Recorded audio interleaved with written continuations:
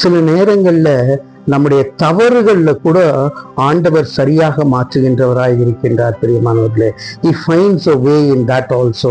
அப்படி ஒரு நினைப்போடு கூட எப்பொழுதும் நாம் எல்லாவற்றிற்காகவும் கர்த்தரை ஸ்தோத்தரிப்போம். அவர் துதி எப்பொழுதும் நம் வாயிலே இருக்கட்டும்.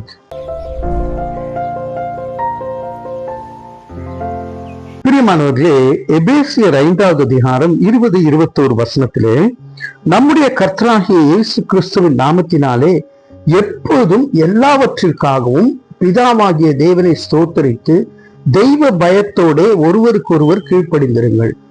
2 காரியத்தை சொல்றாங்க. முதல்ல தெய்வ பயத்தோட கீழ்ப்படிந்திருங்கள்.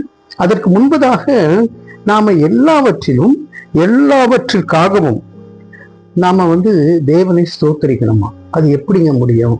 சில நேரங்கள்ல அற்புதம் நடக்கும்போது நாம ஸ்தோத்தரிக்கிறோம். ஆனா நமக்கு அற்பமான காரியம் ஏற்படும் போது நாம ஸ்தோத்தரிக்கிறதே கிடையாது. ஆண்டவரே, நீங்க ஏன் ஆண்டவரே என்னை இப்படி கைவிட்டுட்டீங்க?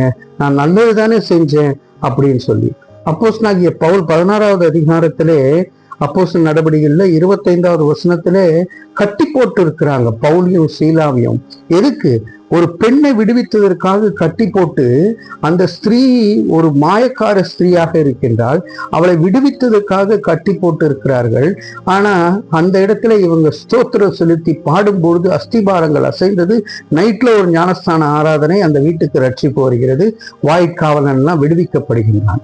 இப்படி ஸ்தோத்திரம் செலுத்த வேண்டும் என்று சொல்லி பார்க்கின்றோம்.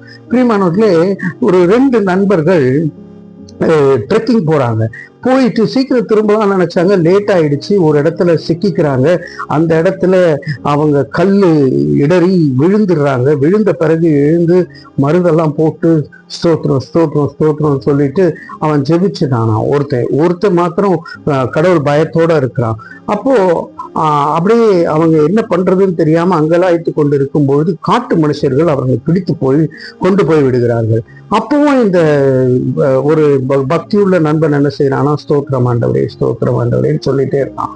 இப்போ உள்ள போய் அவங்க அடைச்சிட்டு அடுத்த நாள் ஒரே கொண்டாட்டம். அன்னைக்கு நைட்டு ஒரே கொண்டாட்டம். அடுத்த நாள் இவங்களை நம்ம பூஜைக்கு வச்சிடலாம் அப்படின்னு சொல்லி அப்படி நிறுத்தும் பொழுது அடுத்த நாள் காலையில இவங்க 2 பேரும் பலியாக வைக்கும் பொழுது அங்கே பார்க்கின்றான். அந்த காட்டுவாசியின் தலைவன் பார்க்கும் பொழுது இவங்க பழுதற்றதா இல்லை, இவங்க கை கால்லாம் அடிபட்டு இருக்கு, இவங்களை துரத்தி விட்டுருங்க இங்க இருந்து, இவங்களெல்லாம் பலி கொடுக்க முடியாதுன்னு சொல்லி. அப்போ துரத்தி விட்ட பிறகு இவங்க பிடிச்ச ஓட்டம் தான் திரும்ப ஓடி வந்தாங்களாம். அப்போ சொன்னானா, இப்ப புரியுதா, நான் அந்த இடத்துல விழும்போது ஸ்தோத்திரம் சொன்னேன், அந்த அடிப்பட்டதுனாலேயே நம்ம இன்னைக்கு தப்பிச்சு வந்திருக்கிறோம்னு. சில நேரங்கள்ல நம்முடைய தவறுகள்ல கூட ஆண்டவர் சரியாக மாற்றுகின்றவராய் இருக்கின்றார். பிரியமானவர்களே, he finds a way in that also. அப்படி ஒரு நினைப்போடு கூட எப்பொழுதும் நாம் எல்லாவற்றிற்காகவும் கர்த்தரை ஸ்தோத்தரிப்போம். அவர் துதி எப்பொழுதும் நம் வாயிலே இருக்கட்டும். தலைகளை தாட்டி தேவனை நோக்கி பார்ப்போம். அன்பின் பரலோக பிதாவே, உம்முடைய துதி எப்பொழுதும் எங்கள் வாயிலே இருக்க, ஆண்டவரே நாங்கள் உம்மை ஸ்தோத்தரிக்க எங்களை தாட்டி ஒப்பு கொடுக்கிறோம். ஜீவனுள்ள நல்ல பிதாவே, ஆமேன் ஆமேன்.